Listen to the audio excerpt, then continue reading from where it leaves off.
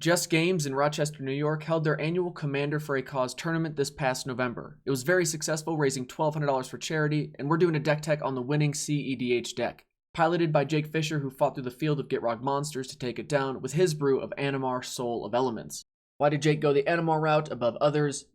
In his words, the reason why I built this Animar deck is because I love creature spells, and there's no commander out there that can vomit out creatures at a consistent rate like Animar can. Probably one of my favorite synergies within the deck is how Selvala, Heart of the Wilds can grow with Animar and help me ramp into spells. I've been building this deck for a while, and I just felt like Animar is my personal cEDH deck of choice.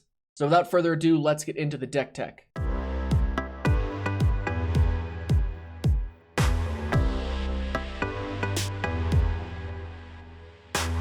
Our plan with any Animar deck is to get him out as quickly as possible, start playing creatures, and taking advantage of the great synergies between Animar's abilities to always have the resources needed to close out a game. But before we jump to the win conditions, let's start with building our foundation, and that's our mana ramp, producers, or helpers of some kind. Birds of Paradise, Elvish Mystic, Findhorn Elves, Llanowar Elves, Beastcaller Savant, Bloom Tender, and Arbor Elf all tap to eventually give us some source of mana to our mana pool in our great early game plays. Arbor Elf is nice as well because we can tap it to untap a dual color land like a Shockland and give us access to another color besides green. A couple creatures that potentially get us land in play, Wood Elves and Coiling Oracle, and then there's Dockside Extortionist, which gets us treasures and is everyone's favorite new red card from the 2019 precons. Elvish Spirit Guide, Wild Canter, and Wall of Roots take one for the team by removing or reducing themselves in some way to get us mana we may need in a critical spot. And some non-creature spells that fix us or ramp us are Crop Rotation, Chrome Mox, Lotus Petal, Mox Diamond, Utopia Sprawl, and Wild Growth. Vizier of the Menagerie helps with fixing and finding more spells to play, and Selvala, Heart of the Wilds, also helps with card draw. And speaking of drawing cards, we have a few that act as, I'm going to say, gas stations for us to make sure we never run out of cards to play. Beast Whisperer, Maul Drifter, Fibblethip the Lost, Wall of Blossoms, Glimpse of Nature, Elvish Visionary, Sylvan Library, and Skullclamp. All of these spells give us additional card draw in some way to make sure we can keep our hand full and eventually find our win conditions.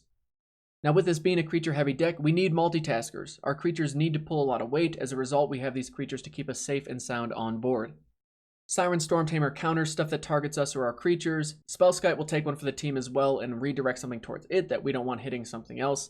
Collector Alf doesn't allow our opponents to activate artifacts. Glenalendra is also here for countering stuff. Sylvan Safekeeper to give our stuff hexproof at the cost of sacrificing a land. Phyrexian Revoker is here to cancel any activated abilities of another card we may not like. Gaia's Herald prevents our creatures from being countered, as does Prowling Serpopard. Painter's Servant is also very good in Animar because we now make everything our opponent has black or white, which Animar has protection from. Bond Beetle, getting us a counter on a creature can be huge in certain spots. Caustic Caterpillar and Goblin Crater Maker offer us utility in the form of potentially critical removal on creatures. And in case we lose something we didn't want to as well, we have Eternal Witness and Den Protector to get stuff back. And then to just get other stuff, we have plenty of tutors and tutor-esque cards. We are going to win through creatures, and being able to search for the specific ones we need is obviously helpful. If it's towards the top of our deck, Raven Familiar can help us get it, but if not, Imperial Recruiter, Fauna Shaman, and Survival of the Fittest help us look through our deck, as does Neoform, Eldritch Evolution, Shared Summons, and then Sylvan Tutor and Worldly Tutor help us find the specific creature we need. And if we want specific spells, we have Mystic Tutor and Spellseeker as well. Tutors are just incredibly strong and a must for any cEDH deck. Some other strong synergy cards are Kiriona, which works very well in Animar, Peregrine Drake, which untaps 5 lands and is super strong, especially if it only costs us 1 blue with the reduction from Animar. Similar effect from Cloud of Fairies with a cycle. Phantasmal Image can be awesome, same with Phyrexian Metamorph, getting us a copy of a critical creature, and then Scavenging Ooze. This thing is just, it's everywhere.